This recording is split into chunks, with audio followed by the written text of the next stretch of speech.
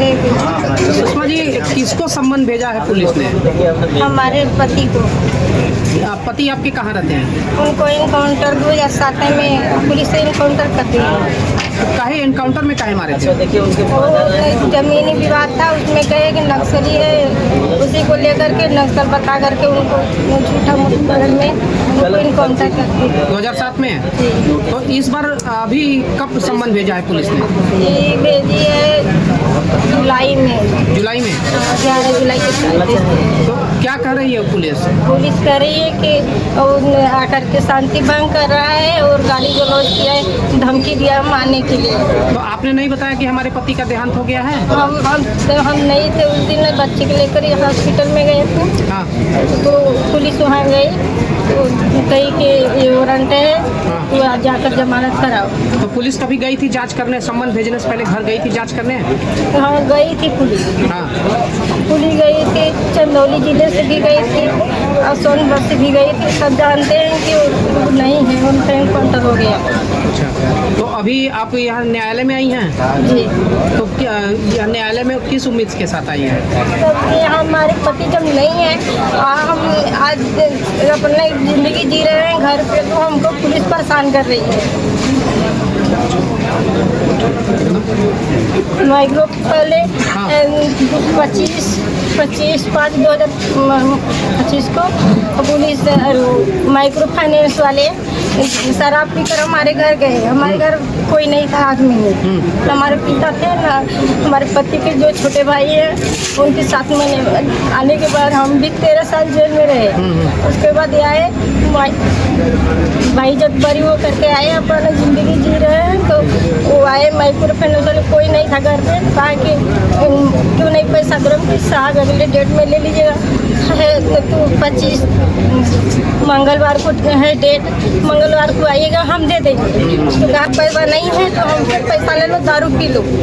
दारू P low, हमारे लड़कियों को भी हमको गाली दिया। किसको मारा था? किसको? तो उसके बाद में जब हम लोग विरोध किए तो भाग करके मोनी के घर में जाकर घुस गए। उसके बाद पुलिस को फोन किया, पुलिस आई, हम लोग को भी दबाव डालने लगी। उसके बाद में हम लोग कहे कि चले ठीक है, हम चलते हैं थाने पे। जब थाने पे गए, कहे कि हम जांच करवाइए, दारू पीकर हमारे घर में आए और हम लोग को भी इस तरह से करा, बदतमीजी कर रहा है हम लोग साथ में। तो हम कहे कि चलिए, तो कहे कि हाँ चलो मेडिकल कराएंगे।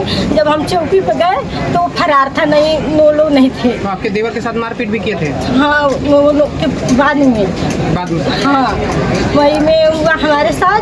फिर क्या 22 जून को आपके साथ भी मारपीट किया? आपके देवर के साथ भी मारपीट? हाँ, थापाई हमारे साथ भी हुआ। तो पुलिस आपकी मदद नहीं कर रही है? नहीं, पुलिस के हम दिए थे कोतवाली में जाकर के 25 तारीख को पुलिस भेजी सम्मान, वहाँ शुक्र चौकी पुलिस दबा करके किस रख गई, नहीं दी। उसी के साजिश ले करके 22 जून को 8:30 बजे रात को हमारे उनके भाई आ रहे थे गांव से और घर में छुपे थे 14 की संख्या में, 14 संख्या में घुस बैठे थे और एक बैग उनके को वार किए और टूट गए, मारने लगे पहट करके। तो वही उसके बाद में जब गाँव वाले हल्ला, हम भी सुने हल्ला, हम गए दौड़ के बचाओ तो गए। तो हम लोग भी हमारे ननद को भी बहुत मारा, कपड़ा फाड़ दिया। और सबके साथ मारपीट किया, कोई पुलिस मदद नहीं कर रही? नहीं।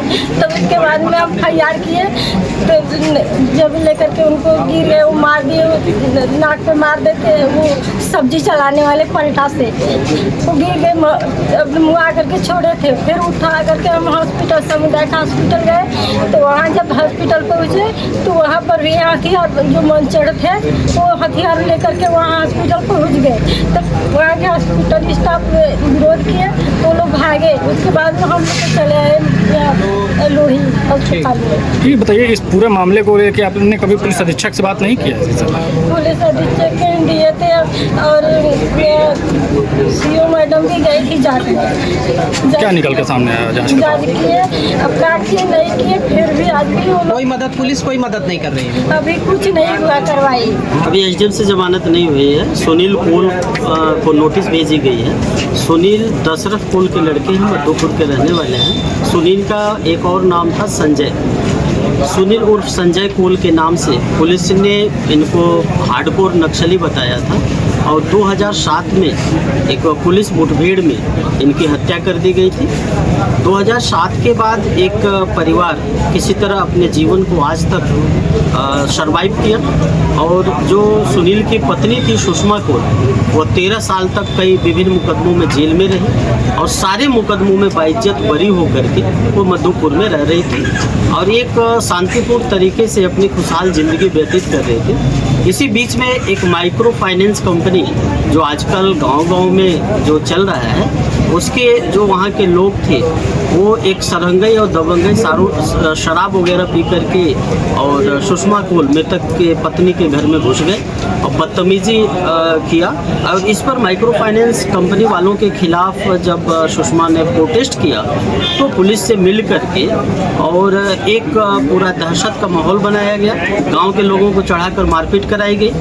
कुछ विवाद जो मृतक सुनील उर्फ संजय कोल के जो पिता और उनकी पत्नी के बीच में नाली और सड़क का जो इशू था उसको लेकर के जो विवाद था उसको पुलिस ने तुल दिया और कोतवाली रावटसगंज के सुकृत चौकी की पुलिस ने अभी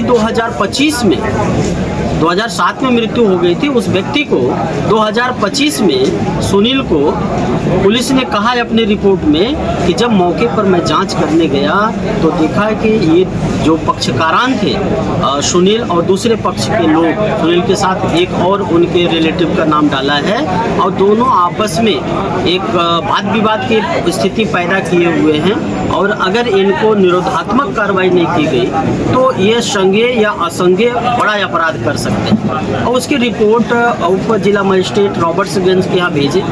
उप जिला मजिस्ट्रेट रॉबर्ट्सगंज ने मृतक सुनील के खिलाफ नोटिस जारी किया न्यायालय में उपस्थित होने के लिए। वो नोटिस मृतक के पत्नी को मिला। अब वो मृतक की पत्नी और उसके अन्य घर वालों का नाम इस नोटिस में पा करके काफ़ी परेशान हुई और वह न्यायालय आई है और यह गुहार लगाने के लिए कि मेरे पति की मृत्यु 2007 में हो गई तो 2025 में मेरे पति कैसे यह अपराध कर सकते हैं जब वो इस दुनिया में नहीं है। तो पुलिस का यह जो कृत्य है काफ़ी घिनौना कृत्य है। सही बात यह है कि उत्तर प्रदेश में जो एक कानून का राज होना चाहिए और जो संवैधानिक दायित्व है पुलिस का, उस दायित्व से पुलिस अपने आप को भाग रही है और यह शुद्ध रूप से पूंजीपतियों सामंतियों का एक लठायत बन करके काम कर रही है। कानून से पुलिस का कोई मतलब नहीं है।